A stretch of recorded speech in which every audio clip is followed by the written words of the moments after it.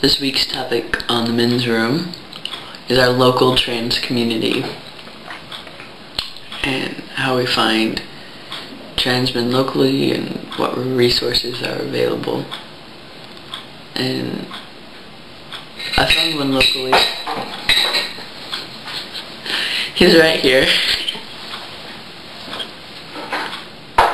But he's too shy to say hello.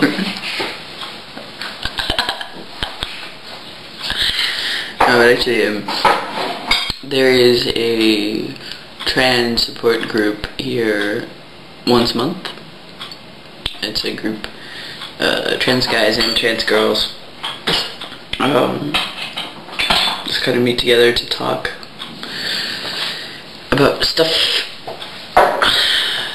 And I found them through meeting a trans guy here in town. I met him on this website called Cruiser.se.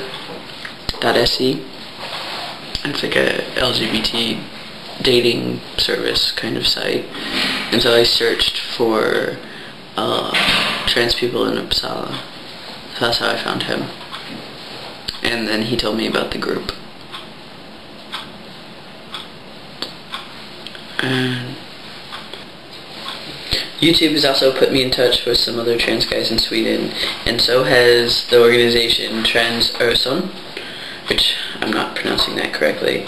It's the area of southern Sweden that's next to Denmark and part of Denmark. There's a trans group down there that meets together for barbecues or parties or camping trips or whatever to share information and share stories and just to meet each other and be there for each other. There was no trans group in Copenhagen for a while, but there is now. There's two, and they kind of work together. They're not really separate entities. One's called the T Group, and that's primarily Danish speaking. And then there's the trans part of the international LGBT group, Pangea, and which I used to be on the board of. I guess I'm still kind of an administrator for that group, and that's to kind of take care of any foreign trans people who are in Copenhagen, and basically make sure they get the information from the T Group about political activism, that's going on. There's a lot of things that need to be changed in Denmark. For example, you can't change your name to an opposite sex name unless you've been sterilized. And there's just information about doctors and the public system versus the private system there. There's all sorts of important things there that they're working on and sharing information about, and they meet together to work on those things. And there's a big trans group in Stockholm, right?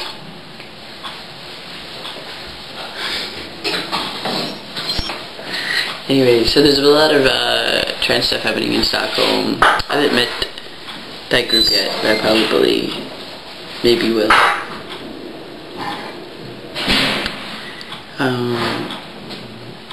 As far as other local resources, I've made trans friends, so even though there's not so even if they're not in an official group or meeting stuff, I still can hang out and we can talk about our transitions and different aspects and fears and hopes and surgeries, and we're mostly ranting about stressful things we have to deal with, bad family reactions, or strangers' questions, things that you need to rant about with other people who will understand and listen and be there for you. And smile and nod, and they know how it is.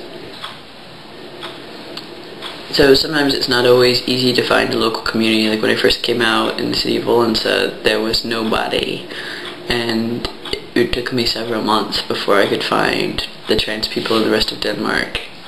Right? But then once you find some, then you find the rest. So it ended up okay, but I think it is important to have a local community. Having YouTube really helped me through those first few months, and before I decided to come out. Lots of internet resources were really useful, but I think it's really important for mental health and well-being to have local people. There are a lot of people who feel that it's a bad idea for trans people to be friends with other trans people, and there are even psychologists who try to dissuade that, and they don't want trans communities forming, and they want you to make friends with cisgendered people of the same gender that you identify with. And I don't think that my trans friendships have taken away from my integration into society or my ability to make friends with cisgendered people. I mean, cisgendered people are everywhere. You know, I make friends with cisgendered people. I go to school with cisgendered people. You work with them, you interact with them all the time. It's not like I live in some sort of tranny bubble where I don't interact with cisgender people. But I definitely think it's important for local trans communities to form, not just for the emotional and mental support, but and to share resources and to share, you know, how the doctors are treating you and the psychologists, you know, so that you're not alone if you feel that something's not quite right.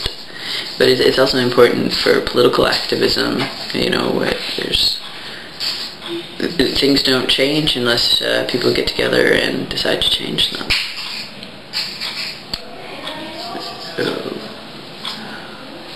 can you think of anything else I should add about local trans communities?